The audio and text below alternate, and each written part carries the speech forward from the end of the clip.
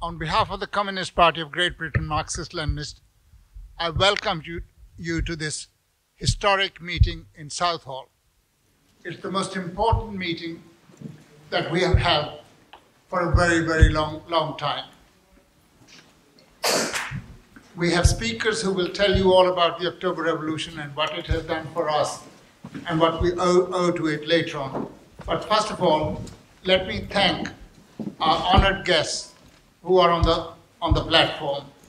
First of all, I'd like to introduce you to Comrade Teresita Vincente Sotolongo, Her Excellency, the Ambassador of the Republic of Cuba.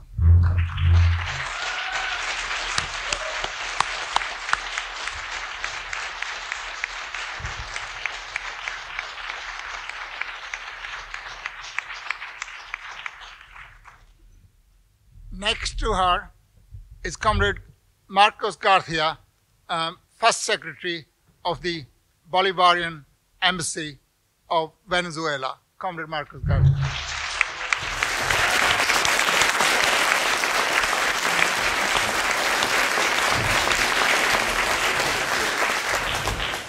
On my left here is Comrade Guy Kim from the Democratic People's Republic of Korea.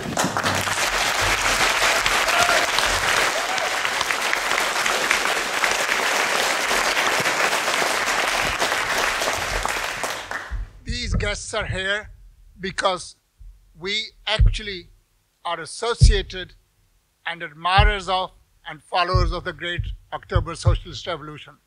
The salvos of the October Revolution brought socialism to many countries and many continents. And these comrades on the platform represent countries that are at the cutting edge of the struggle against imperialism led by US imperialism. They are from small countries. Venezuela is a large country in territory, but not that large a population. But all the same, they are defying American imperialism. They refuse to budge, they refuse to bend the knee to the dictates of American imperialism.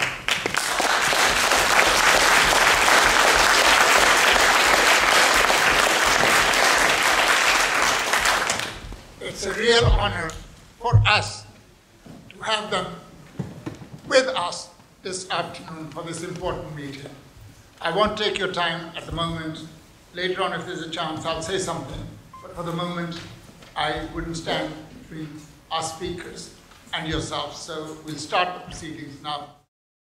So without much ado, I'm going to start with our first speaker, who's going to be Her Excellency Teresita Vincente Sotolongo from the Cuban Ambassador.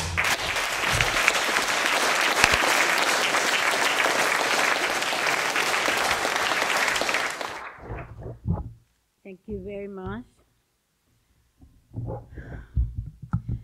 Thank you to the organizers, thank you to the party, thank you to you for inviting us to share some ideas and ideals on the Great Socialist Russian Revolution, and mainly on the legacy of the revolution and the impact worldwide, but I would like to emphasize tonight the impact of the Russian Revolution in my region, in Latin America, in third world, in Cuba.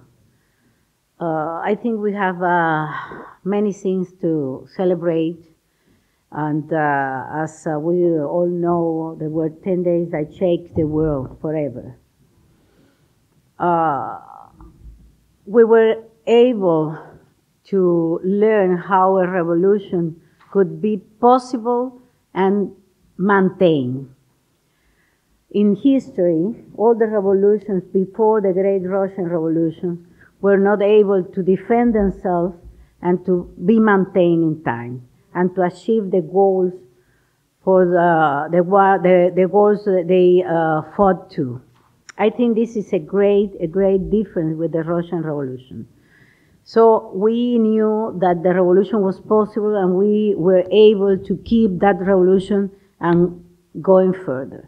The fact that the Russian Revolution created all new conditions in society, and a new kind of army to defend the revolution was, in my opinion, decisive.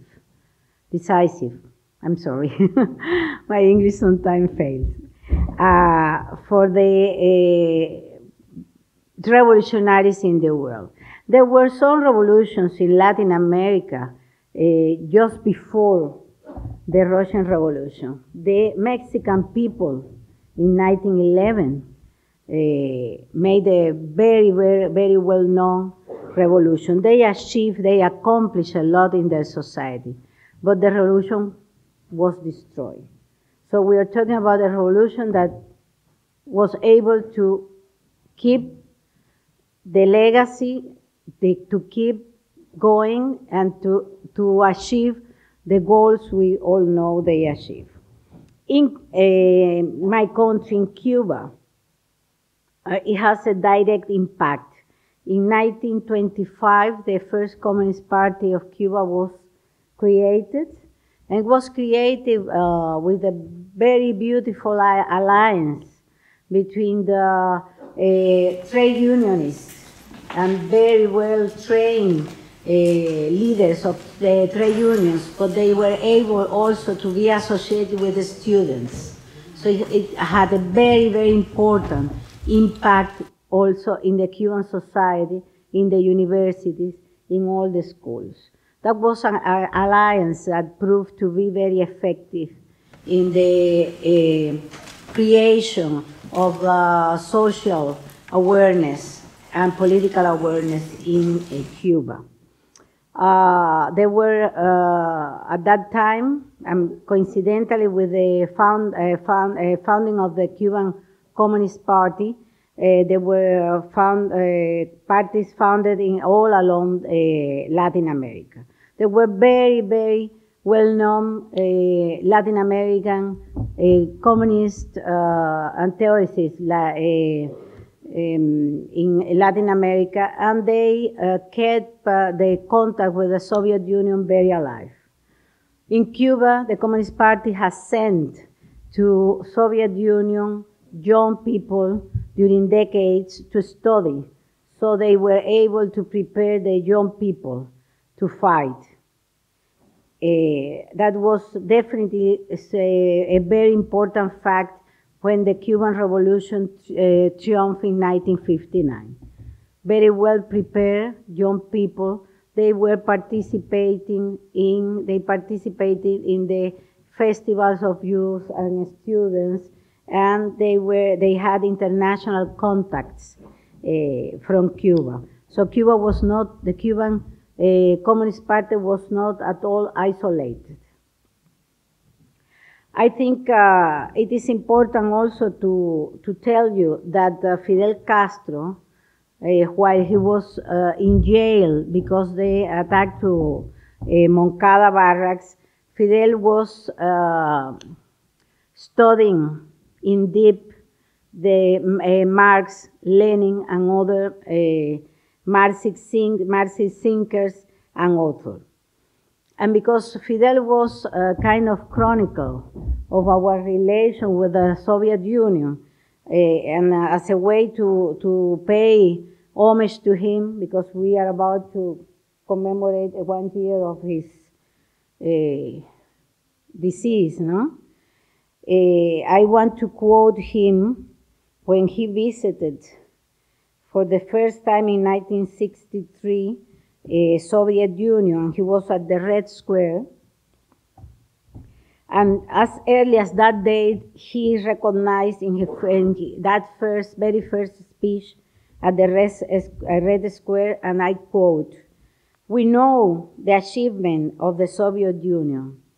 They were possible only thanks to the unshakable faith, stubbornness, and persistence of the people of this great country. What we see and what impress us most profoundly remind us above all that all this has been done not by rich people, not by the privileged classes, not by the bourgeois intelligentsia. All this has been done by the hands of simple workers, and peasants, the exploited classes who had no experience of governing the country, who did not graduate from universities, and nevertheless created a completely new country, created a completely new society, and transformed oppressed people into the Soviet workers and peasants, led by their forefront, the Communist Party. End of the quote.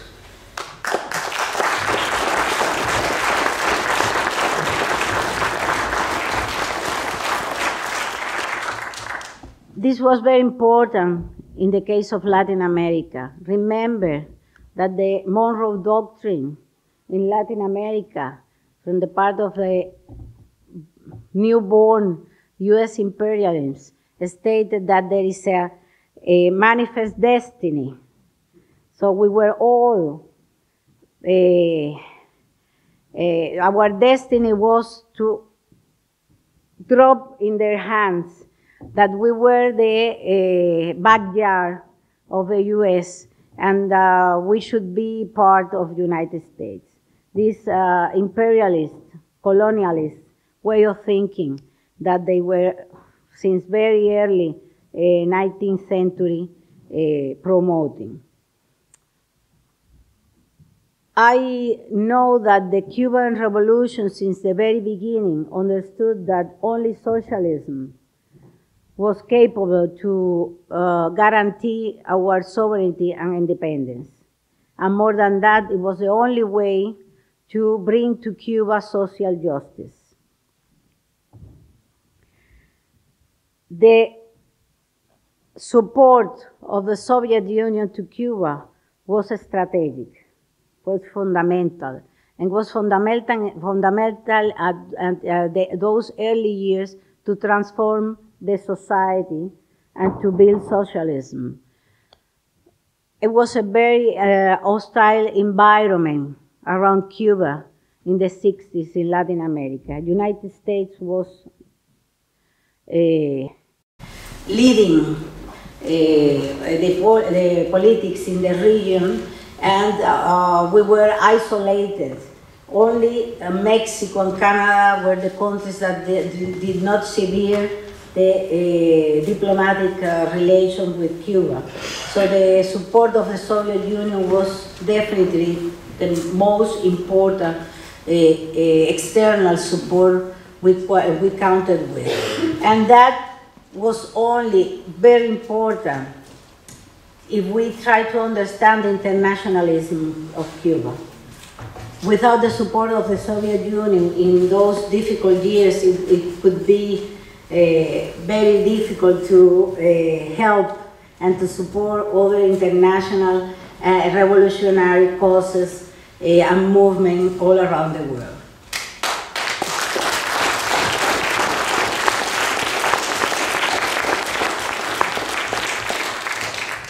Now, the impact of the collapse of the Soviet Union was huge, also in Cuba, because the very, very profound relations we had. No doubt that the world also changed completely, and the bipolar world that was making possible that Africa and Asia, that the revolutionary movement, anti-colonial movement in Asia and Africa succeed, they will change, and also change in my region. Imperialism has renovated its efforts to impose again neoliberal totalitarianism in our region.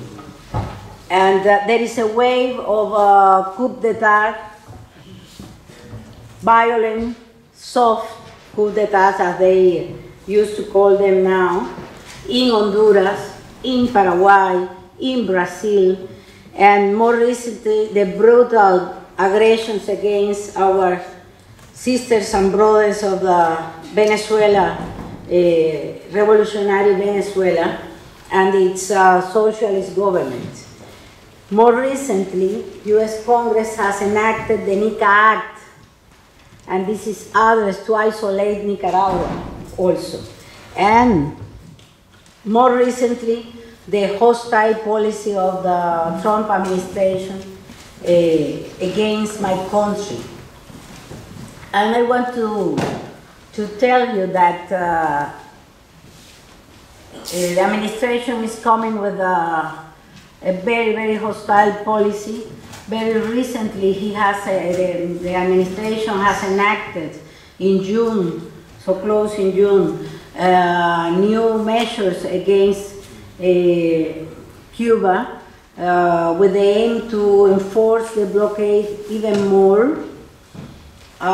They have also expelled 17 Cuban diplomats from Washington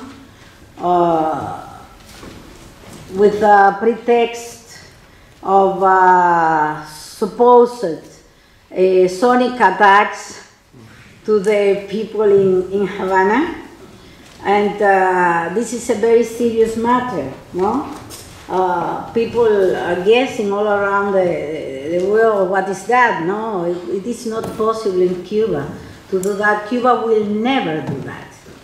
We believe in battle of ideas. We think and we are convinced that the ideas are more powerful than any other weapon.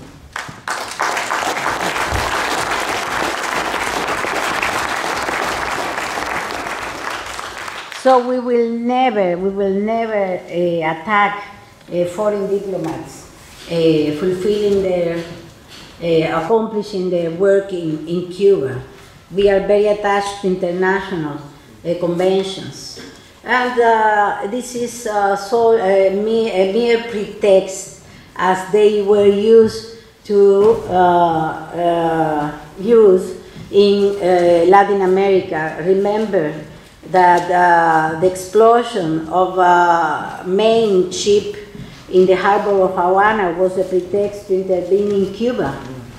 So they are used to use those pretexts, and they want to do it now.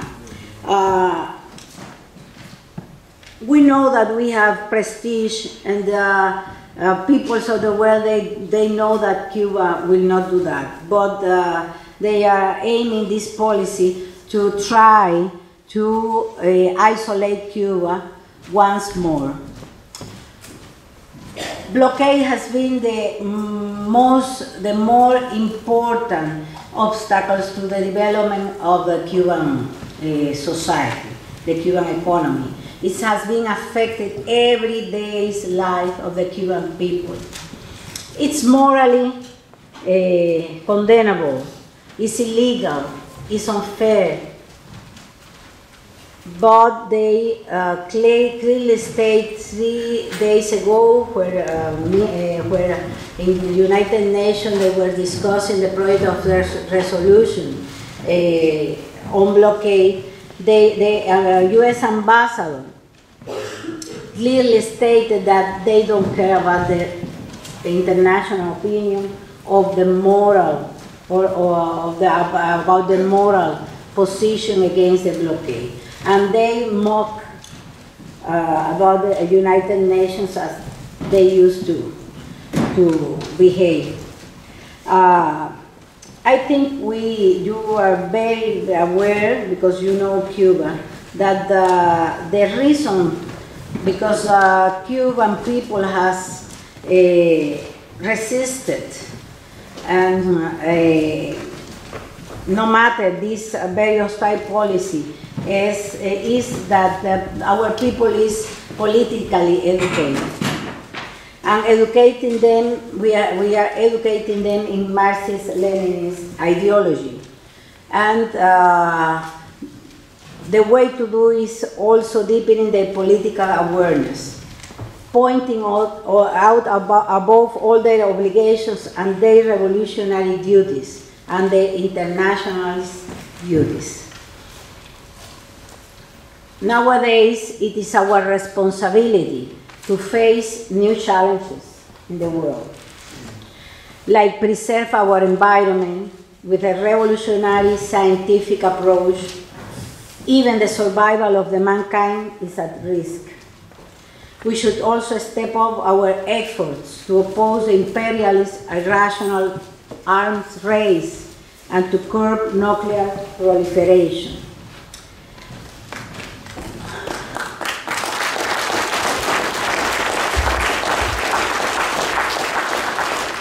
I think what the imperialist wants now is to draw a new map of the world. And the policy in Far East is addressed to that. But I believe in peoples, I believe in struggles, and we are certain that they will not achieve their purposes.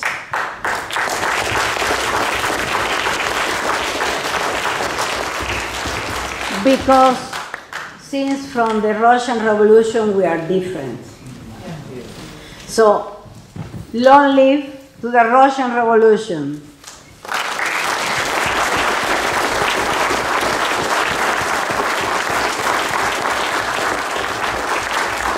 Long live socialism.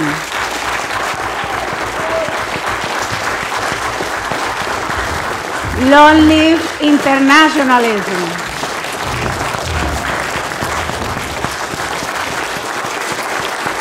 Thank you very much.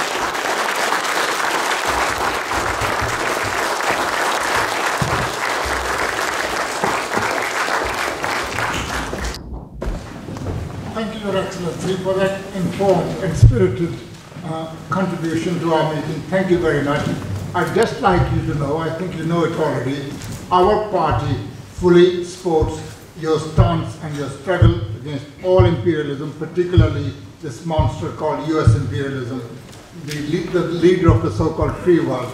We support you in whatever you do, and we are, of course, in favor of lifting the blockade, which majority of humanity does not support. Thank